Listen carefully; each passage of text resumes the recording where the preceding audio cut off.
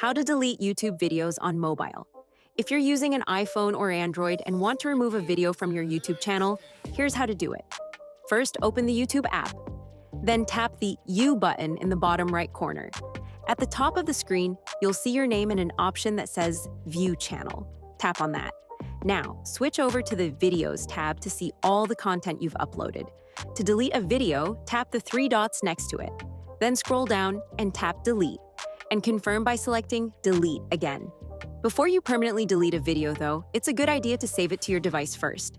Just tap the three dots, select Save to Device, and that way you'll have a backup if you ever want to access it later. Alternatively, if you don't want to fully delete the video but want to hide it from others, tap Edit instead. Then you can change the visibility setting to Private, which means only you will be able to view it. I hope this helps. If it did, consider subscribing my channel. It really supports me. Thanks for watching.